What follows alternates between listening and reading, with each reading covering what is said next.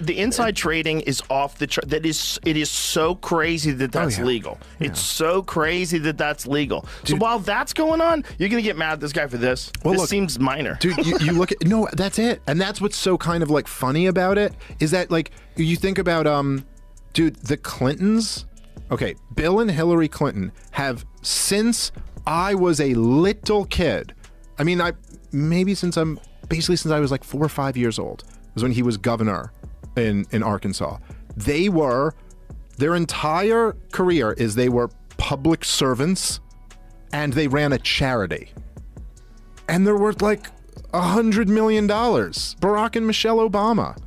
He goes into the White House. Look at the house he lives in now. It's all just kind of like, oh, how much money can I extract from this pot and get myself wealthy? You don't feel like any sense of... And I will say, the one who I like kind of personally resent the most, which maybe is unfair, but is Obama.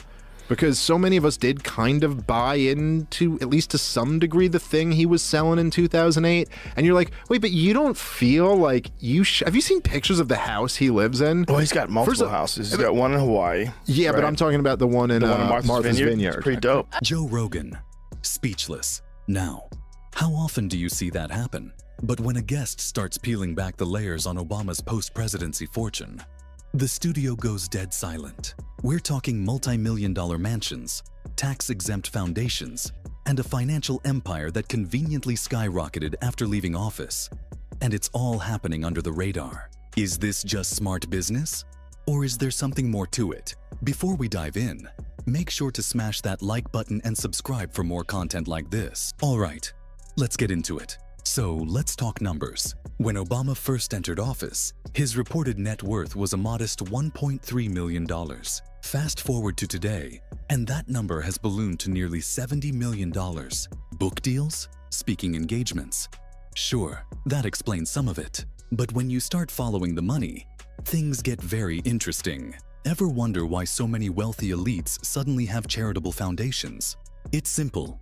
Massive tax breaks, money moves in mysterious ways, and accountability, practically non-existent. Joe's guest breaks it down. They present themselves as these caring, relatable figures, but their actions show something very different. Their foundations give them a massive financial advantage while keeping public scrutiny at a distance. And Obama, well, let's just say his foundation is raking in millions while avoiding the tax rates that everyday Americans have to deal with. But hey, it's all for charity, right? Then, there's the real estate. We're talking about luxury homes in Martha's Vineyard, Washington, D.C., and now a new Hawaiian compound worth nearly $12 million. And here's the kicker. These are the same people warning us about climate change and rising sea levels. The same people advocating for carbon footprint reduction, while jetting across the globe in private planes. Isn't the charitable foundation thing a sneaky tax way of making money? Yeah, for sure. Because there's a thing about charitable foundations, like everyone who's like really rich seems to have a foundation. Yeah. I mean, I'm not the expert on that or anything else really, but I know that they certainly like get a whole bunch of tax breaks that you wouldn't get if you just started a business. Well, not only that, but if they're doing things like Gates, for instance, to promote global health, right? So he gets involved and he makes money off. So he sells his stock and then starts talking badly about them. Yeah. I mean, it's pretty wild. It's wild stuff. It's wild. It's wild that you can make money like hundreds of millions of dollars while you're running a charitable organization. But if you also think about it, like the hundreds of millions of dollars that these guys make off of that is nothing, because the legislation that they're passing or the policy that they're pushing is making these special interests hundreds of billions of dollars. Let's be real. If Obama truly believed the oceans were rising, would he really be investing millions into waterfront property? Joe couldn't help but shake his head. And let's not forget the biggest moneymaker in DC, insider trading.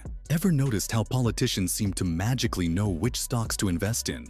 The guest on Rogan's show lays it out. The legislation they pass is making their special interest friends billions. And then, in return, they walk away with millions. It's a cycle, and the people at the top never lose. One thing I do is get rid of carried interest. One of the greatest provisions for people like me, to be honest with you. I give up a lot when I run because I knock out the tax code. And she could have done this years ago, by the way. She was a United States Senator. She complains that Donald Trump took advantage of the tax code. Well, why didn't she change it? Why didn't you change it when you were a senator? The reason you didn't is that all your friends take the same advantage that I do. And I do. You have provisions in the tax code that, frankly, we could change. But you wouldn't change it because all of these people give you the money so you can take negative ads on Donald Trump. And I say that about a lot of things. You know, I've heard Hillary complaining about so many different things over the years. Oh, we should have done this. But she's been there for 30 years. She's been doing this stuff. She never changed, and she never will change. So, while you're struggling with inflation, guess who's making generational wealth behind closed doors? You guessed it. And if you think calling this out makes you the bad guy, just wait until you see how they use identity politics as a shield. They position themselves as relatable.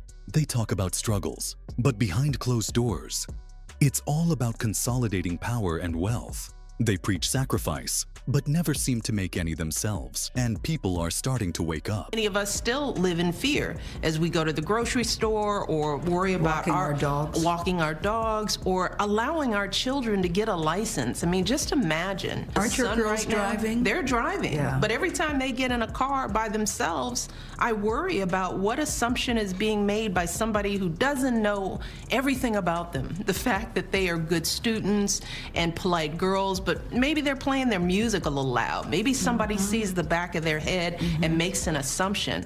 I, like so many parents of black kids, have to, that the innocent act of getting a license puts fear in our hearts. So at this point, Joe Rogan is sitting back, stunned. He's not arguing. He's not pushing back. He's just listening. Because when the facts are laid out this clearly, there's really not much left to say. Now, I want to hear your thoughts. Do you think the Obama Foundation is just another tax shelter? Is this just smart business or something deeper? Drop a comment below and let's talk about it. And if you found this video eye-opening, make sure to like and subscribe for more. Thanks for watching, and I'll see you in the next one.